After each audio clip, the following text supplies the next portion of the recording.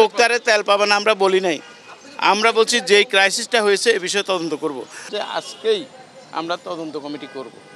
পরবর্তীতে তদন্তে একটা বিষয় আছে, সেটা হলো আমাদের বন্দরের তথ্য নিতে হবে, চট্টগ্রাম পোর্টের, হ্যাঁ, আমাদের কাস্টমসের তথ্য নিতে হবে, এনবিআরের তথ্য নিতে হবে, নিয়ে কোম্পানিগুলোর থেকে তথ্য কালেকশন করতে হবে। এই সবগুলোকে অ্যাসিমিলেশন করে তারপরে আমরা তদন্তের ফাইন্ডিংসটা তৈরি করব। তার সবাই বুঝতে পারছেন আমাদের কোনো তদন্তের দিন ধরে চট্টগ্রাম যেতে হয়, যাওয়া আসায় কমপক্ষে 4 দিন দরকার, যাওয়া তদন্ত করা আসা কমপক্ষে, এর বেশিও লাগতে পারে। এর পরবর্তীতে একই সময় প্যারালালি আমরা এনবিআর এবং অন্যান্য কর্তৃপক্ষের তথ্য নিব এবং কোম্পানির তথ্য নিব, যেগুলো আজকে দেখলাম এগুলোর সাথে মিলাবো, মিলিয়ে আমরা যা পাই সেটা আপনাদেরকে আমরা করব। এবং কোন মিলে না, মিলে আমরা অভিযান চালিয়েছি, আমরা গত সপ্তাহের আগে 15 দিন আগে চালিয়েছি, তখন মিলে তাদেরকে প্রোডাকশানে দেখেছি এবং কোনো ধরনের লুকায়িত দ্রব্য তখন আমরা পাইনি। আমি তো বলছি, খেয়াল করেন নাই সম্ভবত, 15 থেকে 22 দিন বলেছি, একটু খেয়াল করবেন আবার।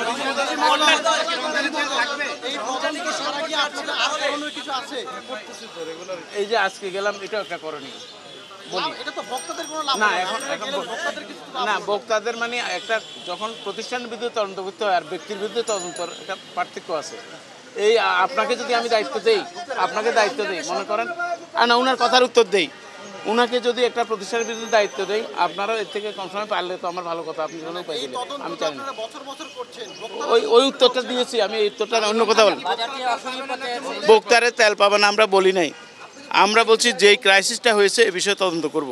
আর যেই তেলগুলো এখন আসে সাপ্লাই লাইনে, এগুলো অবশ্যই পাবে না কেন? জি, কোনটা? না না না না না না, বাজার যেই আপনি দেখছেন, বাজার বলতে বৃহৎ বাজার, বাজারে 101টা পণ্য আছে। আপনি দেখছেন শুধু সোয়াবিন তেল নিয়ে ক্রাইসিস, অন্য সকল পণ্য কম দামে আপনাদের সম্মুখে বলেছে। তাহলে বাজার নিয়ন্ত্রণে যায় বলতে যেটা জেনারেলি বুঝেন, এটার সাথে আমি একমত নই। বাজার নিয়ন্ত্রণে আছে সেটা আপনি স্পষ্ট মেসেজ নাকি?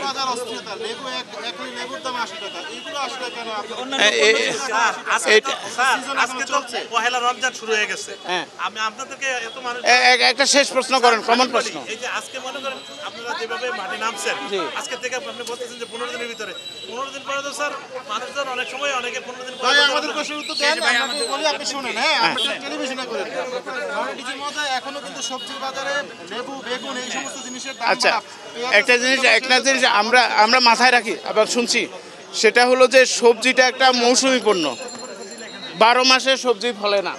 12 মাসে যেহেতু ফলে না, সবজির একটা অফ সিজন আছে, পিক সিজন আছে এবং একটা মিন সিজন আছে। এই মুহূর্তে আমরা যতটুকু দেখেছি এটা হলো যে ফেব্রুয়ারি মাস, এই গ্রীষ্মে লিমিটেড সবজি পাওয়া যায়, যেহেতু চাহিদার তুলনায় সরবরাহ কম, এটা বাজার নিয়ন্ত্রণে বাস্তবতা একটা কাজ করে।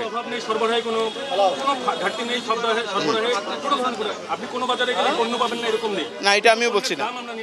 হ্যাঁ, পণ্যের দাম, আচ্ছা একটু কাইন্ডলি আপনার টমেটোর কেজি কত এখন?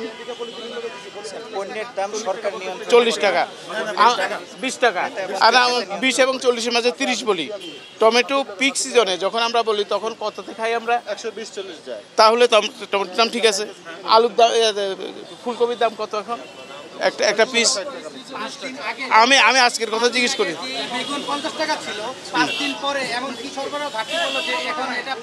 এটা আমি এই উত্তরটা দিতে পারবো না, এটা দিতে পারবো আমি যেটা বলছি, এই যে ফুলকপি কত পিস এখন? হ্যাঁ, আমি বলি এখন কত।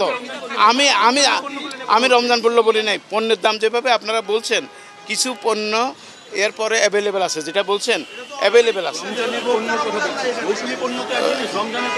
রমজানের। আচ্ছা, আমি বললাম যেগুলো আছে, যেগুলোর সরবরাহ কম আছে, সেগুলোর যৌক্তিকভাবে কিছু দাম বাড়ে, এটা বাজারের নিয়ম। হ্যাঁ, এটাই হলো কথা। আর উনি যেটা বলছেন উনি হয়তো জানেন না, ফুলকপি দিয়ে মানুষ বড়া বানায়, ফুলকপি দিয়ে মানুষ কি বলে এটা ইফতারের পাকুড়া বানায়, ইত্যাদি বানায়। ফলে উনি যেটা বলছেন এটার সাথে একমত নয়। সবাইকে ধন্যবাদ।